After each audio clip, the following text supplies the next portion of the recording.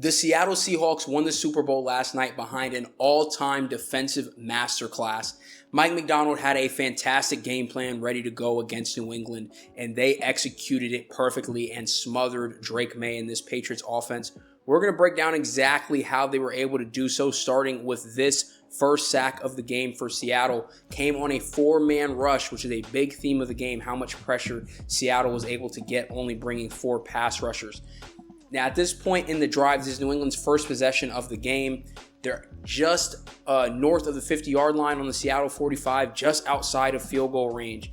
I don't fully understand why Will Campbell was in so many one-on-one situations in this game, especially considering how rough he's played this entire postseason.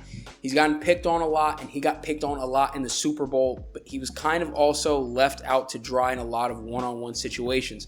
In this play, for instance, Travion Henderson is going to chip this defensive end on the right side before he gets out on his route, but Austin Hooper does not chip to help Will Campbell out. He just gets out on a free release to his route, which means Will Campbell is in a one-on-one. I like his pass set. Initially, he doesn't overset the really wide pass rusher there, Derek Hall. The issue is on that contact, he immediately gets knocked back and stood up, which means he is going to lose the leverage. He can never save his base and anchor down from there and just gets walked back into Drake May's lap. And Derek Hall gets the first of what ends up being 6 sacks in the game for the Seahawks defense. They were all over Drake May. That sack sent up 2nd and 20. After Drake May scrambled, they cut it to 3rd and 9. Now, they're going to show a pressure look here, Seattle is. So I'm going to quickly just count everybody. You have 1, 2, 3, 4, 5, 6, and Devin Witherspoon is off screen. So 7 guys up on the line of scrimmage. For the Patriots, you've got 5 offensive linemen. You've got the tight end and the running back makes 7. So if everyone stays in a block, they do have a hat for everybody. But if any of these guys, again, Hunter Henry or Ramondre Stevenson, go out on a route and all of the Seattle defenders come, you're going to have a free rusher, which is what happens. Hunter Henry immediately is going to go out on his route. You see he doesn't stop to chip anybody, just gets out.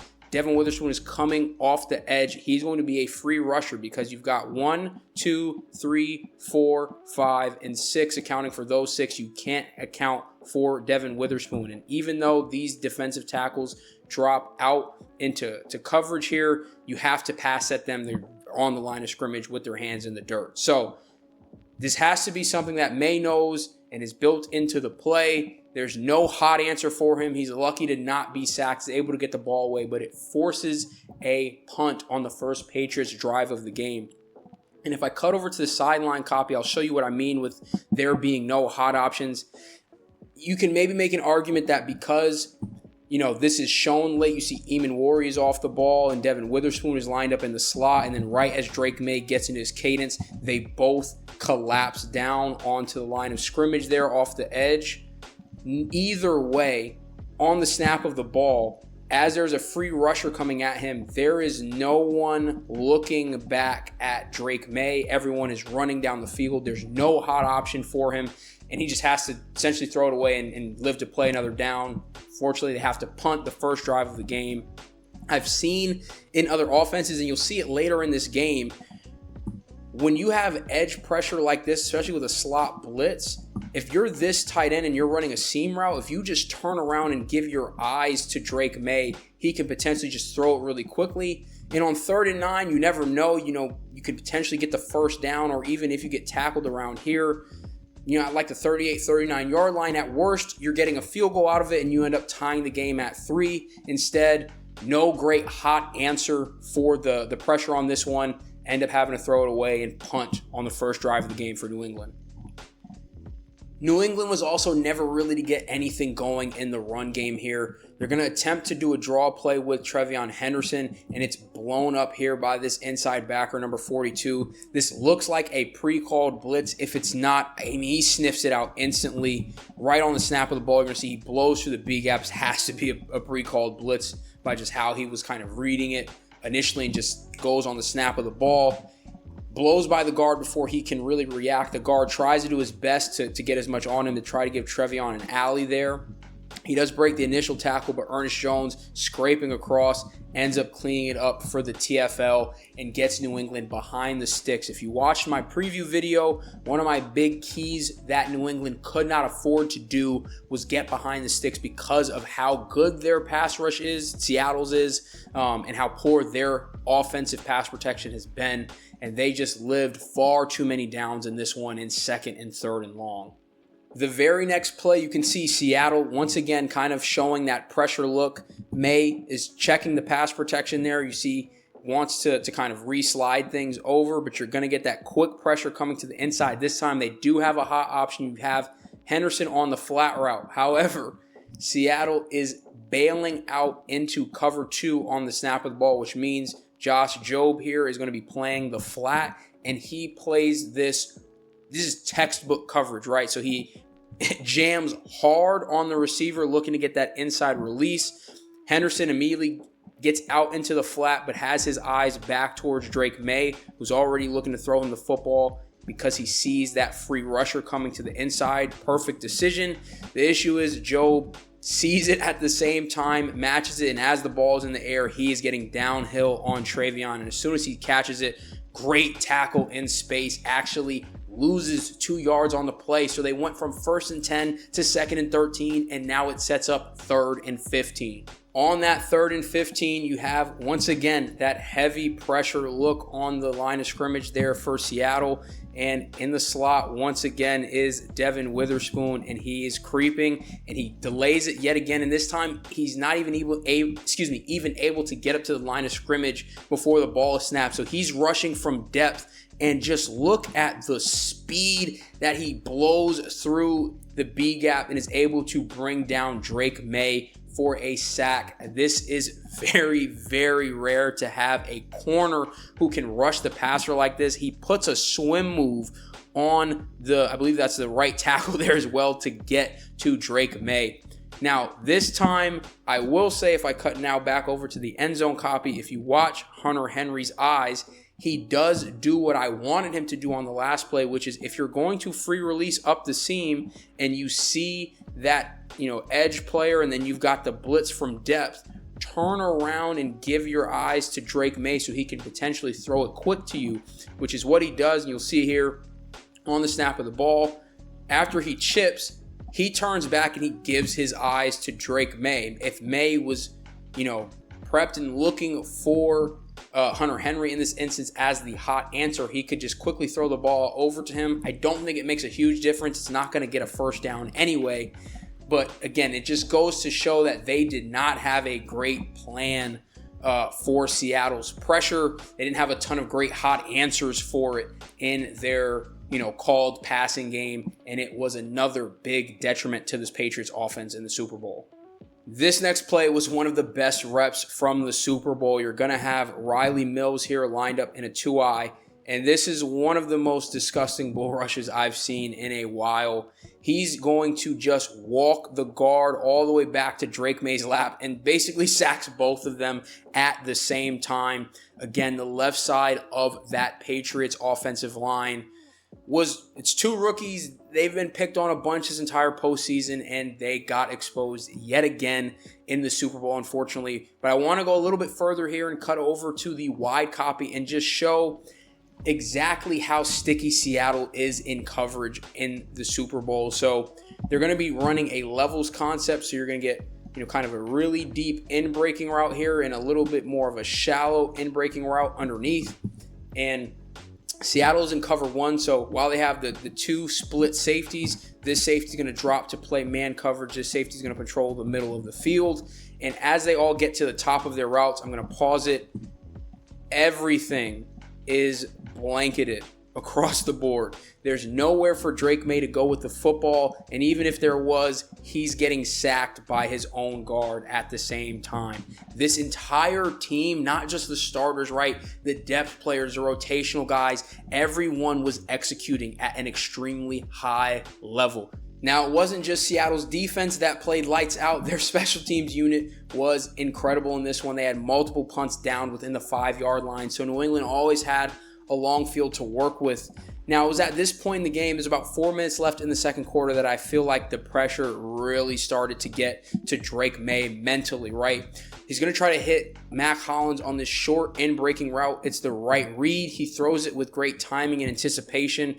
Right there, you can see him separated, already throwing, open window, and he just misses, right? The ball is behind Mac Hollins. He was going to take a shot anyway, but this is a throw that we've seen Drake May make all year long, and in a game of this magnitude, it felt like him being a second-year player, and he's only 23, just all the pressure, not of just the moment, but literally the pressure that Seattle was applying to him this entire game really just started to, the cracks really started to form, essentially.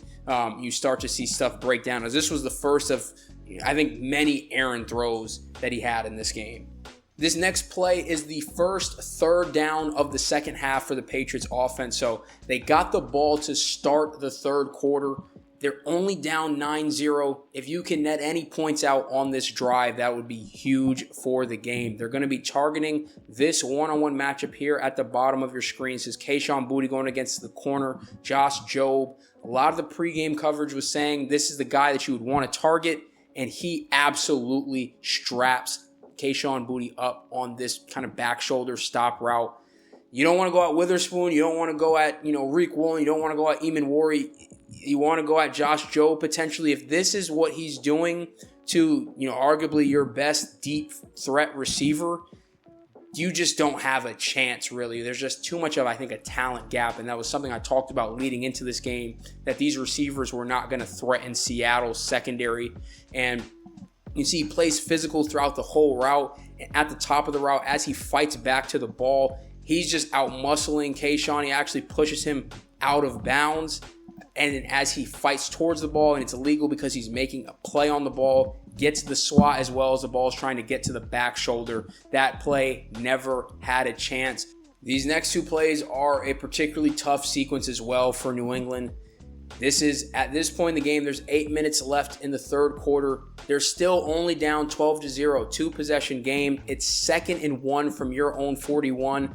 They're going to look to run kind of a base block scheme, so you're getting a lot of man-on-man blocks across the board here. And you're going to look to insert into the B gap with Travion Henderson, and it is stonewalled. So you can kind of see the alley forming there that Travion wants to insert into, and just watch how it closes with the DN and D tackle just shutting the door on it as Travion tries to get there. They just both collapse on it. You have 42 who wraps around. And remember, this is 2nd and 1. This is critical. He grabs Travion and pulls him backwards off the pile to ensure he doesn't get any forward progress. So that then sets up 3rd and 1. And on 3rd and 1, remember, 3rd and 1, they only need 1 yard in a game where they're only down 12 points with still a ton of time left. I don't hate the decision in a vacuum. I really don't like the decision on 3rd and 1. So Seattle's going to run a twist. It's actually picked up pretty well there by New England. It gives an avenue for Drake May to kind of step up into this throw. Now he's looking to hit Pop Douglas on this deep dig route against kind of high-lowing the middle field safety here and these two underneath defenders here for Seattle. It does come open, right? There is a window here for this ball to come into if you can layer this throw over this linebacker. Once again, my issue is it's 3rd and 1, and you are in desperate need of any points. You just need to move the chains.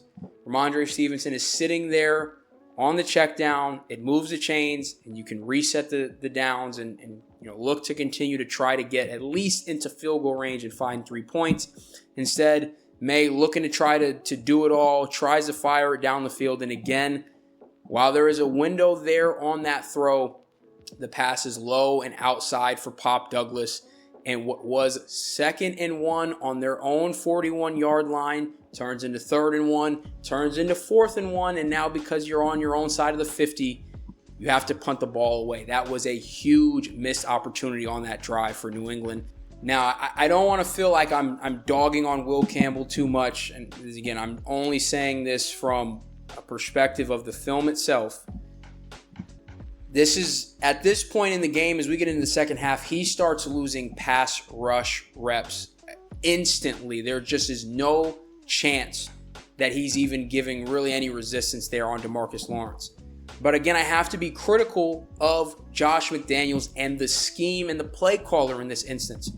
Why is he constantly in these one-on-one scenarios after you've seen this entire postseason and now the first half of the Super Bowl, how he's been getting picked on? You have the two tight ends who could potentially help chip with him are lined up to the opposite side of the formation into the boundary, and you're going to play action away from him as well. This is as much of an island as you could put a left tackle on, let alone a rookie left tackle on, having to go up against DeMarcus Lawrence. And what happens on the snap of the ball? Immediately, he just gets swam around. This is just bad technique. He's lunging. DeMarcus Lawrence has his hand on his elbow to remove it, and then he's sliding over the top of it, and he's around him. As soon as Drake May is coming out of the play fake, he's already beat. He applies the pressure instantly. Drake May can't even step up into the pocket and complete the throw to the flat that he wants to get to. I think this is coaching malpractice essentially at this point, to have left him in a one-on-one situation at this point in the game, almost into the fourth quarter, knowing that he's been struggling the way that he did this entire postseason. And just 2 plays later, that pressure gets home and is a big turnover for the Seattle Seahawks defense. So you're going to show 5-man pressure here across the board. Ernest Jones drops out into coverage. They're going to run a twist, so you're going to have the nose tackle slant from his one technique here across to the left side of the formation. Where the twist really comes from is this D tackle slants out, and you're going to have the DN rush upfield and then loop underneath, and that's where the sack comes from. So again, the goal is you want that D tackle to turn this guard right, and they don't properly pass off the twist, which is exactly what happens. He gets that pressure up the pocket, forces May to try to climb and step up through the pocket right into the arms there of Derek Hall. May struggled with a fumbling problem this postseason, puts it on the deck. Byron Murphy picks it up. Big turnover for the Seahawks defense in Patriots territory.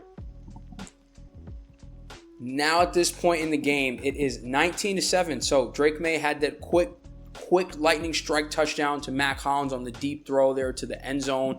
They've been putting together a decent drive here. Again, it's still only a 2-possession game. You've got just about 9 minutes left. You don't need to get it all on one play. They're going to be running a very typical shot play. So you're going to get a deep post from the outside receiver here. You get kind of a crossing route from the slot receiver, and the most outside receiver is going to run a deep dig behind that. Seattle's going to be running a cover 3 zone play out of this split safety look. So you get safety rotation there on the snap of the ball. So as soon as the ball is snapped, you see the safety drops down. The safety is going to rotate over the top there to play the middle. Then you've got deep third and deep third there from the corners. Candidly, we'll never know unless they come out and talk about it. I'm not 100% sure what happened on this one. It just feels like there's some miscommunication. I'm not going to try to speculate who was in the wrong, but as I believe this is Diggs is running across for that deep post, May throws it basically right at Julian Love, the safety out of the deep third, who just jumps underneath the route. Diggs is not anticipating the ball to be thrown there. He's still running for the post. Love jumps it, catches it like a fair catch essentially, and gets a good run back there. And that pretty much was the play that ended the game. And this just feels like a second-year quarterback trying to win the game on one play when you're down 2 possessions. It's unfortunate. This is a game that Drake May is going to take a lot to learn from. At this point in the game, it's 22-7, little under 5.5 minutes remaining. You're getting another twist here from Seattle, but the whole pocket just collapses on Drake May. Byron Murphy ends up bringing him down. This O-line was just overwhelmed all night. You can see Leonard Williams, 99. He comes across first. You have the D-tackle wraps around on the other end. Big problem here yet again. Will Campbell is getting long-armed back into Drake May's lap. So there's nowhere for him to really even step up into as the pressure is collapsing from the edge, because that internal twist has forced that Patriots offensive line back further to try to best pass it off as well as they can. He tries to find a little lane, but there's just nowhere for him to go. I mean, I'm just going to run it without pausing it one more time, but the entire pocket collapses from him at all angles at the same time. He just got swarmed, is the best way to put it, in this Super Bowl. And now the last play I'm going to walk through here. This was initially what would have been the sack that would have tied the Super Bowl record. It ends up being ruled a pick six because Nwosu caught it out of the air. But they just send the dogs at Drake May yet again. They don't have a great hot answer. This is a no-huddle situation. There's just a lot happening. Who else? Devin Witherspoon, free rusher, picks up the hit on Drake May. Nwosu snatches it out of the air and runs it back for a pick six. And I want to cut over to the wide copy just to show one more time. Look at how far Devin Witherspoon is going to rush the passer from. So again, it happened so quickly I can't even pause it. So they do such a great job as they did all game of he's lined up in the slot. The other guys blitzing are not tipping their hand early. And again, since this is a no-huddle situation, it's so much easier. You're not getting complicated snap counts. A lot of it is probably on first sound. You're just, you need to really maximize the time here. So it's a lot easier for defenders to time up the snap. You can see right there, both the linebacker there and Devin Witherspoon start, running towards the line of scrimmage as the ball is snapped. Witherspoon gets the free rush off there, and then again gets the hit on Drake May. Would have been a sack had Nwosu not sack fumble if Nwosu hadn't caught it out of the air. Instead, it's labeled an interception because of that. But that ends up putting away the Super Bowl for the Seahawks. Again, a masterclass game from this entire defensive unit and a beautifully called game from Mike Macdonald. He put his scheme on full display. If people were still on the fence about this Seattle defense, they weren't fully believers. After this game, they left no doubt that they are one of the most dominant defensive units that we've seen in a long time, and it is a big reason, if not the biggest reason, why they are now Super Bowl champions. But that is going to do it for this film breakdown. If you appreciated the content, all I ask is that you drop a like on the video and consider subscribing to the channel. Hit the notification bell so you don't miss another one of my uploads. I'll be dropping an offensive breakdown for the Seahawks as well, particularly focused around the game's MVP, Kenneth Walker. So if you're interested in that, stay tuned. That'll be coming later this week as well. As always, I appreciate you for tuning in, and I'm out.